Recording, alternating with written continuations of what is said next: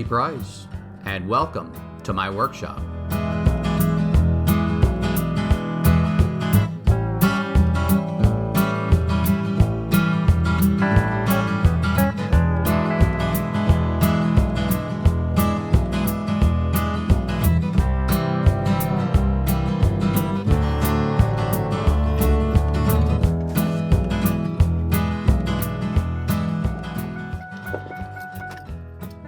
Got a couple of sheets of plywood in the back. It just dawned on me, we've done the top and the bottom of this router table. I think it's time to shoot the middle. Come on inside. Let me show you what I got in mind. Let's build a new router table. A case for the middle.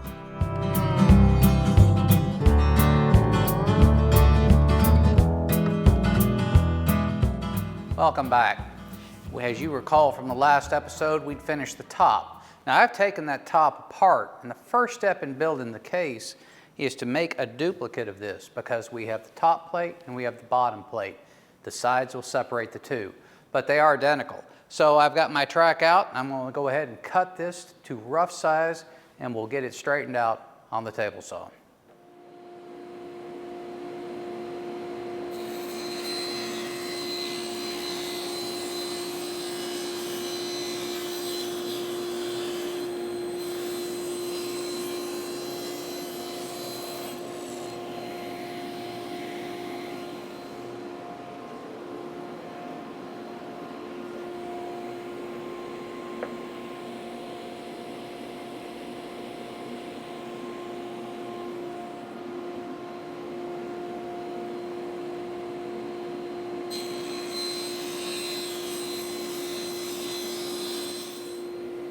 Having cut the panel to width, we'll now cut it to length. I have my top plate here, and the two center divides are cupped in with a dado. So I have my dado stack in the saw set at the thickness for plywood, and we'll go ahead and make those cuts. There'll be 4 of them. One here, we'll flip it over and make one there, and then the bottom plate will also get a couple of dados.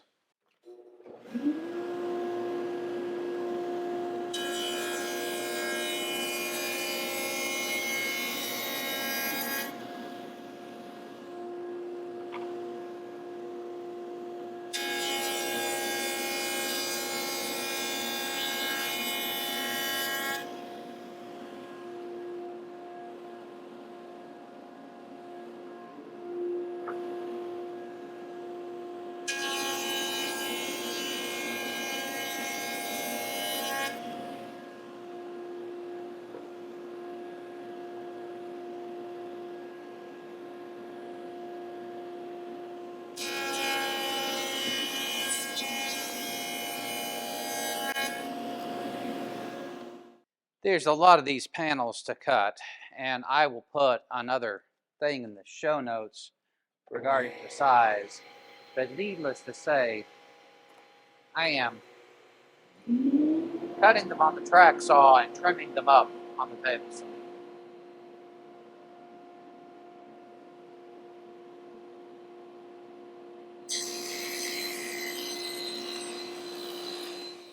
Well, I've got all my panels cut, and these are the two side panels. They will roll up this way. So everything is a mirror image from one side to the other. I've also got the bad side facing in. So I've got myself a dado right here and a rabbet up there. This is for the bottom plate, and that's for the top plate. And actually my roller base will sit right here. Now I've got toe kicks marked, plus a 1/2 inch for the trim that we're putting on. So let's get over to the table saw and make these cuts. I want to get started with the dado here, and we'll follow up with the rabbet on the other side. Whenever you do a measure like this, measure the distance between that and the fence, because it will not show up. On this side over here, you got 5 7/8. That's because it's set up for this blade right here, which is 1/8 of an inch thick. So it measures the distance between here and here plus a standard 1/8. If you go to a thin curved blade on this, you're going to have to change your measure there too. So just be wary of that before you make your cut. To the average person, it might look like I'm trying to push the fence across the table.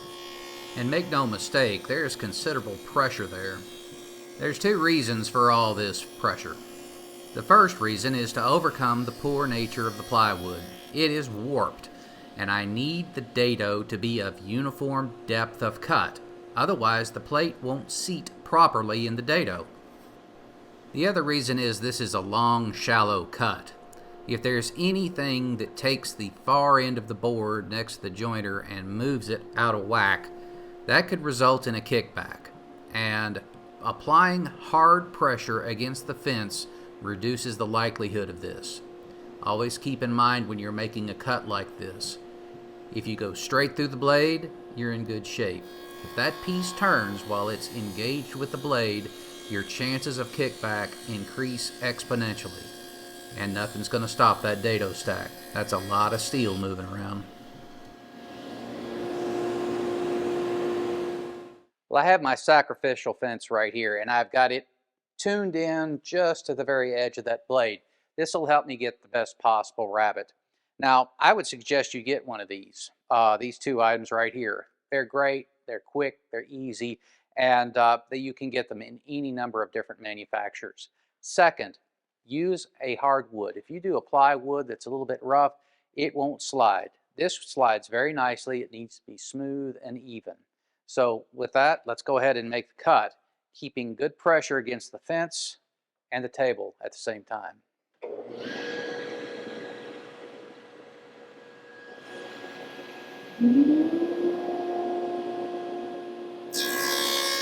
The bandsaw is the best means of getting these toe kicks.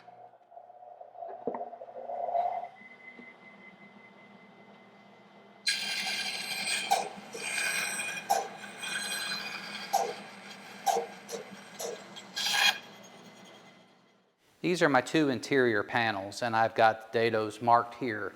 This compartment up here, that's for the router lift. And when I check online for a dust box for a router table, that's about the dimension that they use. I think 13 inches will be fine.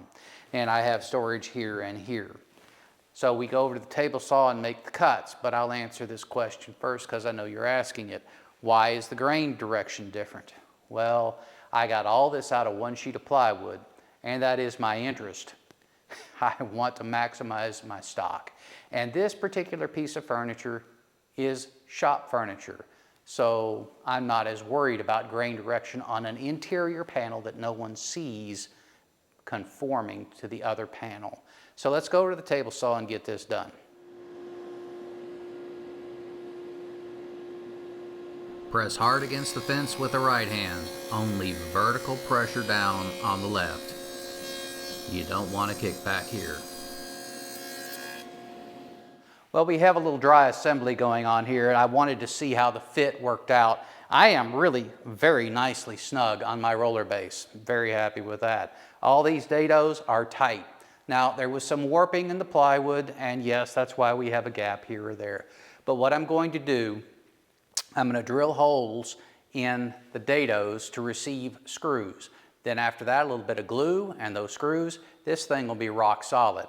So that's the next step. Also, my pedal, my toe kick right here pedal that raises and lowers the wheels underneath is impacting, as I thought it would, this area right here, which is the toe kick. I'm going to drill a hole in here, and that will let it rise up another 3/4 of an inch. I think that's going to be enough. So we'll get that done at the same time. So let's take this thing apart, start drilling some holes, and let's get this modification made. Well, I think it's time for a little assembly. So I've got my glue and clamps. Let's get after it.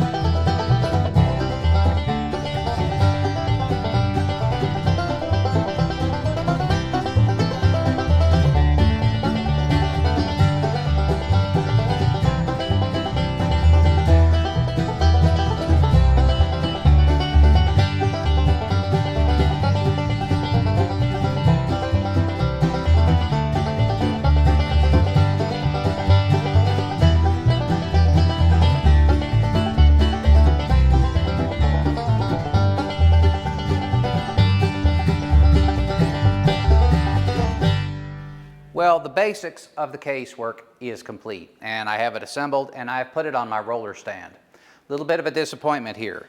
I needed more room down here to get my foot in to activate this, so we had to open him up. That may make this lower compartment less useful.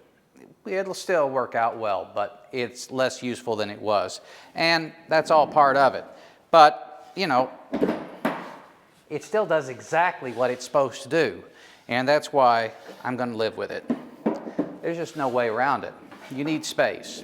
So what we're going to do next is dust collection. I have a panel installed here. It is just sitting, and I'm going to scribe a hole for a 4-inch line, and that line's going to fit in the back. And then we're going to start cutting pieces with the scrap that actually slope down and give me a narrow slit in the bottom. Now what that's supposed to do is increase airflow and give me better dust collection. So let's go ahead and get started on that. Scribe the line from the PVC fitting on the plywood, and now we just cut on the line. What you really want is a slip fitting. Take it slow and steady and you'll be fine. We're cutting the slant because it's at 30 degrees and the blade is set at 30 degrees, but I need a 60-degree angle on this one. So this is another one of those cuts that I don't care for too much, but it is what it is. Just watch your fingers and make sure you understand where you are with the blade, and plenty of these will help.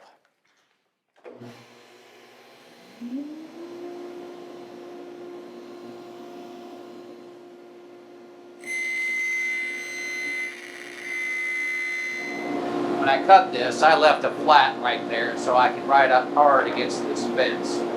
This side is a 30-degree cut, and that is no problem compared to the other side. The back is a large piece, and I'm going to be using the factory edged call square, although I'm going to cut it off. For the most part, this to this is what I'm going to call square.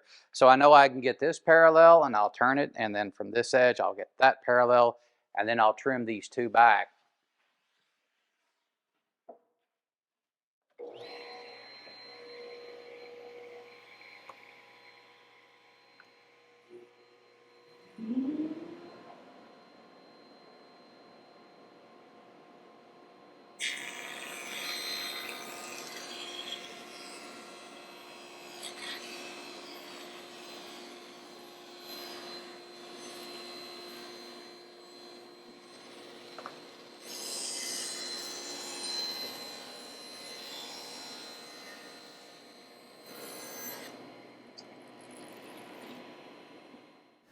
Well, we're about where I wanted to be for the day, so we're going to wrap it up. I've got all my panels cut and glued in, and my dust collection I think is going to be very effective. Also, the back is cut but not attached, and we will do that in the next episode. Now, what is in the next episode? We're going to be doing a lot of trim work, and this back panel gets a very thin piece of trim, primarily because I want to be able to screw it into the back of this cabinet, and I don't want the seam of the trim to the plywood interfering with that joint. On the front, we get a 1/2-inch trim. That's a pretty good rub strip, and I think it'll be very effective. Also, we're going to start looking in drawers, and drawers with specific types of storage. I want to have the holes in place so that I can push my router bits into the holes, and it keeps them separated so that the carbide tips don't get damaged. That's what's on tap for next episode. So I hope to see you there in Roby's workshop.